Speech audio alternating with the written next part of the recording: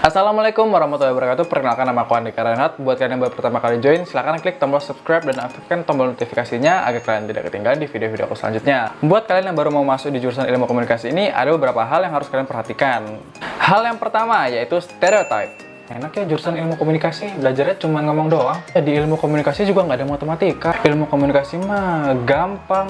Enggak guys, jadi di ilmu komunikasi juga nggak cuma ngomong doang. Yuk disimak.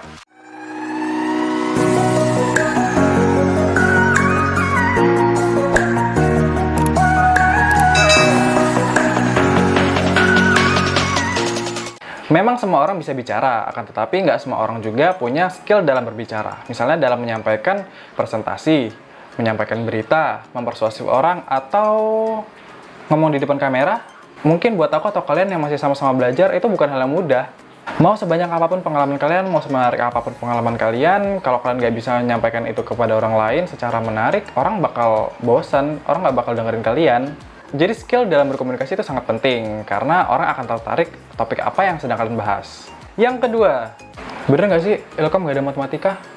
Mungkin di beberapa kampus ada yang ada dan ada juga yang nggak ada, tapi terkhusus untuk di kampus aku sendiri itu matematika ada. Dan aku sedikit kaget karena di jurusan aku ada juga yang namanya pemrograman. Tapi yang aku tahu kedua mata kuliah tersebut hanya ada di semester 1 dan semester 2 saja.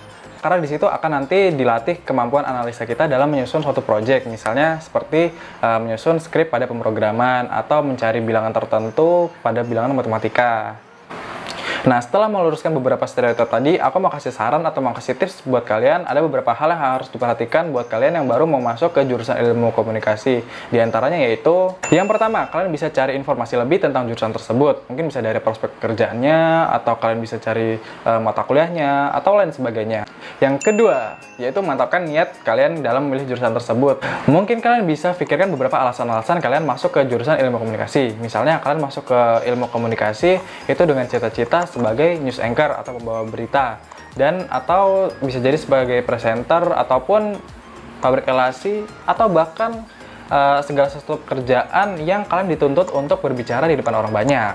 Yang ketiga, yaitu pastikan akreditasi di kampus kalian dan jurusan kalian itu minimal B.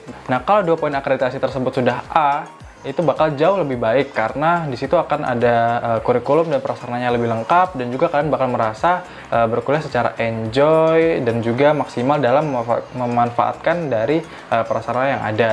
Yang keempat, kalian jangan kaget kalau buku anak Ilkom itu tebal-tebal, karena di samping adanya perpustakaan sendiri, kalian juga harus diwajibkan mempunyai buku pegangan masing-masing, karena di sini kalian akan mempelajari yang namanya literatur dan teori dalam berkomunikasi.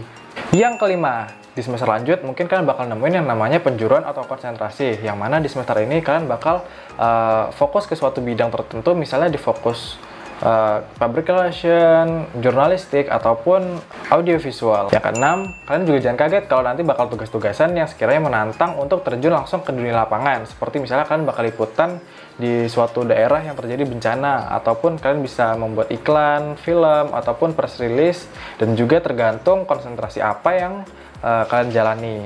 Dan yang ketujuh, saran dari aku buat kalian yang maba, itu coba ikutin beberapa UKM atau unit kegiatan mahasiswa yang ada di kampus kalian. Itu bakal berguna banget untuk melatih kemampuan skill yang kalian punya, sehingga yang kalian dapetin nggak cuma dari kelas doang, akan tetapi dapat juga dari organisasi. Mungkin sekian aja 7 tips dari aku buat kalian yang maba, khususnya jurusan ilmu komunikasi. Semoga kalian dari pembahasan tadi dapat gambaran lebih supaya bisa meminimalisir kalian dari yang namanya salah jurusan. Buat kalian yang masih bingung, kalian bisa tulis-tulis di kolom komentar, atau kalian bisa DM aku di IG di @andika_reinhardt. Dan seperti biasa, kalian jangan lupa klik tombol like apabila menurut kalian channel bermanfaat, dan klik tombol subscribe agar kalian tidak ketinggalan di video-video aku selanjutnya. Dan akhir kata, assalamualaikum warahmatullahi wabarakatuh.